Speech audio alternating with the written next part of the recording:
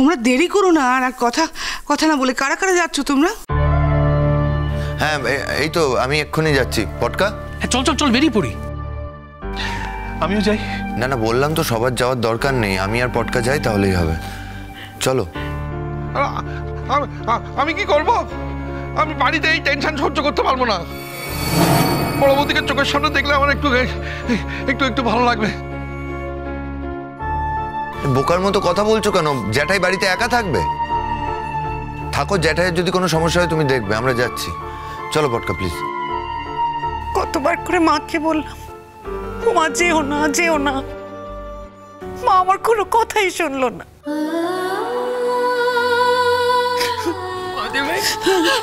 যাই চল, গুনগুন এইভাবে একদম কান্নাকাটি করো না গুনগুন, কিচ্ছু হবে না। দেখো মায়ের কিচ্ছু হবে না, মা তো আমাদের বাড়ির লক্ষ্মী। এ বাড়ির লক্ষ্মীর কখনো কিছু হতে পারে গুনগুন? কেঁদো না কেঁদো না, কিচ্ছু হবে না গুনগুন, কেঁদো না। আমি হাত জোর করছি, দোহাই তোমাদের, তোমরা আর দেরি করো না। একটা রাতের মধ্যে বড়দের কি অবস্থা হয়েছে গো! তাড়াতাড়ি এখানে কলকাতা নিয়ে চলে এসো তাড়াতাড়ি। হ্যাঁ বেরোচ্ছি বর্দা, আমরা তাহলে আসছি। দাঁড়ানো, টাকা পয়সা একটু বেশি করে নিও। শোনো দাঁড়ানো, আমি টাকা দিচ্ছি, আমি ওই টাকা নিয়ে যাও। তোমাদের কাছে আর কী বা আছে? কোথা থেকেই বা তোমরা পাবে? দাঁড়াও আমি দিচ্ছি টাকা। আরে টাকা কিসে লাগবে এখন? মানুষটাকে আগে নিয়ে আসি এখানে। টাকা টাকা টাকা টাকা টাকা না না, বলা তো যায় না যে তাকে মুভ করানো যাচ্ছে না। এমন অবস্থা হয়তো হয়ে যেতে পারে যে ওখানে থেকেই তোমাকে সমস্ত কিছু ব্যবস্থা করতে হবে। দাঁড়াও দাঁড়াও দাঁড়াও দাঁড়াও, আমাকে যেতে দাও, আমি দিচ্ছি তো। রিজু ঘরে যা, ঘরে ওই আলমারির ডান দিকে যাবি, সেখানে আমার ওই ক্যাশ বাক্সটা আছে, চাবি আলমারিতে লাগানোই আছে, তুই যা গিয়ে। আরে আমাকে যেতে পারবো না, আমি আর যেতে পারবো না, সব কাঁদছে, আমি ওখানে যেতে পারবো না। যা যা যা গিয়ে নিয়ে আয়, যা। আরে যা আছে আমাদের কাছে চালিয়ে নেব, তুমি শান্ত হয়ে দাঁড়াও না। না না জ্যাঠাই, টাকা পয়সা কিছু লাগবে না, আর আমাদের কাছে আছে, যদি প্রয়োজন পড়ে আমরা টাকা তুলে নেবো, কার্ড আছে, তুমি চিন্তা করো না। আমি যাব না? তোরা নিবি না আমাকে? তুই এদিকে থাক বাবা, তুই বর্দা মেজদাকে একটু সামলা। আর শোন রিজু, পুটু দিকে খবরটা এক্ষুনি পাঠিয়ে দে, এরকম হয়েছে। বলছি একটা কাজ করছি, আমি বরঞ্চ গাড়িটা নিয়ে যাচ্ছি তোমাদের সাথে। মানে এই সময় তো বাসে ট্রামে যাওয়ার কোনো মানে হয় না, আমি গাড়িটা চালাবো। চলো পটকা, সোনাদা, চলো আমরা যাই তিনজনে। সেই ভালো, সেই ভালো। তোমাকে আমি কত মুখ করি, এই বাড়িতে থাকো বলে কত কথা তোমাকে আমি বলেছি, বলে কিছু মনে করো না বাবা। এই তোমার গাড়িটা যদি না থাকতো তাহলে ওরা ভাড়া গাড়ি করে যেতে গেলে কত সময় লাগতো বলো। জ্যাঠাই আপনি এসব কথা কেন বলছেন? আপনিও জানেন যে আপনি এই কথাগুলো মন থেকে বলেন না, আর আমিও জানি যে আপনি আমাকে এসব কথা মন থেকে বলেন না। আপনি সত্যি সত্যি বললে আমি থাকতাম না এখানে, আমি চলে যেতাম কবে। আপনি ভালো থাকুন, আপনি এখন সুস্থ থাকবেন কিন্তু। হ্যাঁ আমরা যাচ্ছি তিনজনে, আমি যাওয়ার সময় না হয় মা বাবাকে জানিয়ে দেবো, চলে আসবে মা বাবা, পুটু পিসিকেও জানিয়ে দেবো। চলো এখন আর কথা বাড়িয়ে লাভ নেই। শোনো না, কি হয়েছে?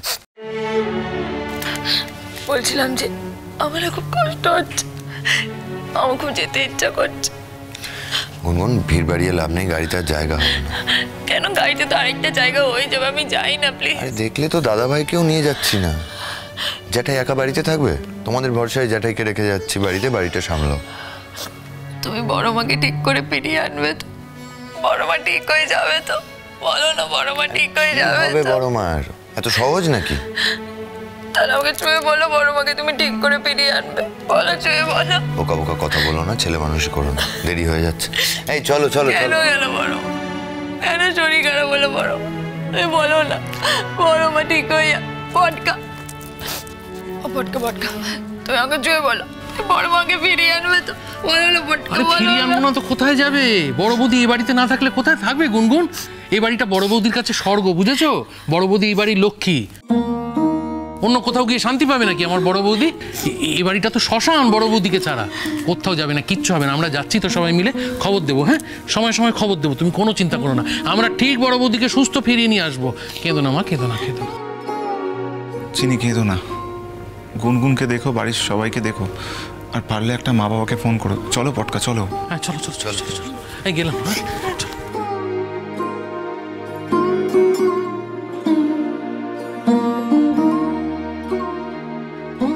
ভজন, হ্যাঁ বলো।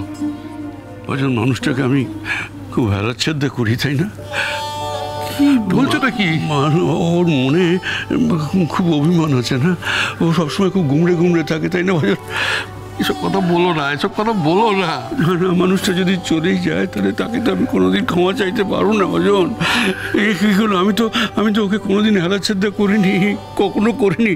আমি তো ওকে আমি এই বাড়ির রানী করে রেখেছি ভজন, রানী। সেইখানেই তো আমার জোর, সেইখানেই তো আমার জোর যে আমি ওকে রানী করে রেখেছি। আমি ওকে কোনোদিন হেলাচ্ছেদ্দা কেন এসব কথাবার্তা বলছো? না, মানুষটা যদি চলে যায় তাহলে তো আমি ক্ষমা চাইতে পারবো না ভজন। তুমি এসব কথাবার্তা বলো না বর্ণা, তুমি এসব কথাবার্তা বলো না। বড় বৌদি ঠিক ফিরে আসবে, দেখো তুমি, বড় বৌদি ঠিক ফিরে আসবে। ফিরে তো আসতেই হবে বড় মাকে, ফিরে আসতেই হবে। আর শোনো জ্যাঠাই, এসব অলক্ষণের কথা একদম বলবে না। আমি বলে দিচ্ছি বড় মা ফিরে আসবেই। আর যদি বড় মা না ফিরে আসে তাহলে কিন্তু আমি এই বাড়ি ছেড়ে চলে যাবো। তখন দেখবো যে বড় মা কেমন না ফিরে আসে এখানে। বড় মা ঠিক ফিরে আসবে, ঠিক ফিরে আসবে। কি হলো? কি হলো কি হলো?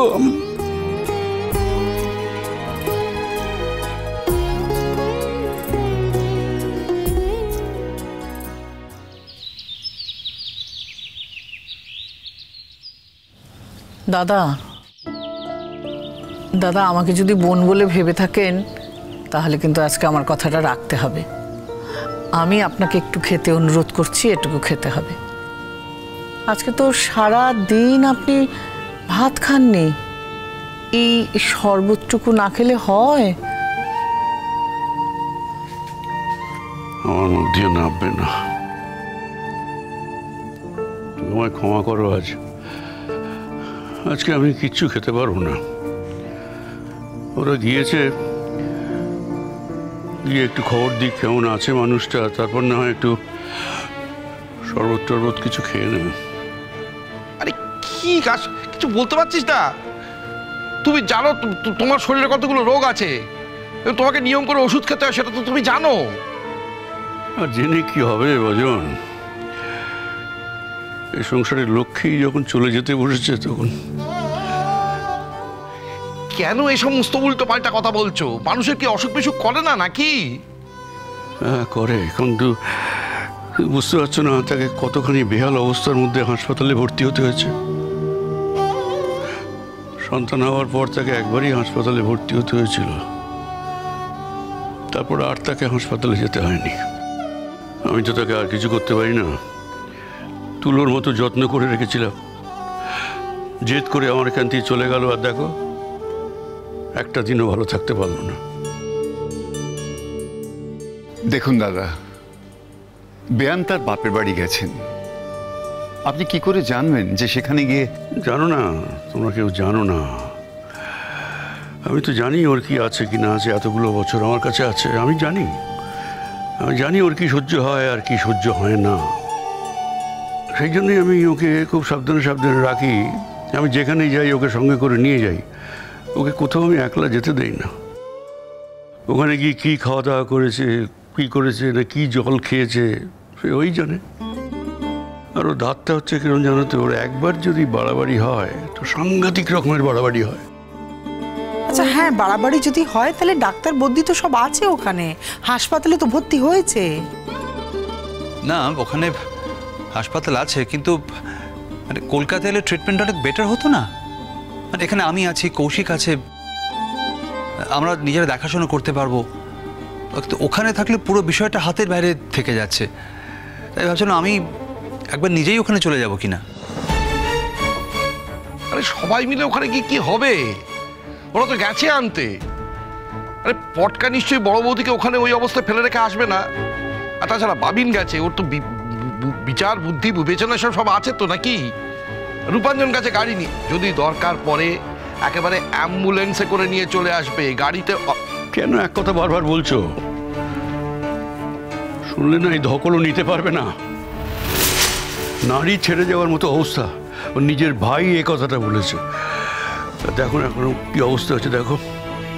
আমি খালি একটা কথা ভাবছি বেয়ান, আমি কেন ওদের সঙ্গে গেলাম না।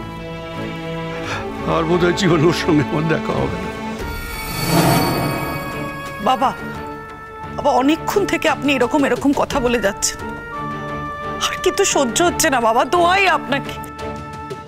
এবার আপনি একটু চুপ করুন, আমাদের সবার খুব খারাপ লাগছে বাবা। ভালো না লাগলেও কথাগুলো সত্যি। বলো না, আমি কি কথাগুলো ভুল বলছি? তা তো নয়। আমার মনের মধ্যে একটা ডাকছে। কোনোদিন তোমার কথার এত অবাধ্য হয় না, এত জেদ করে না।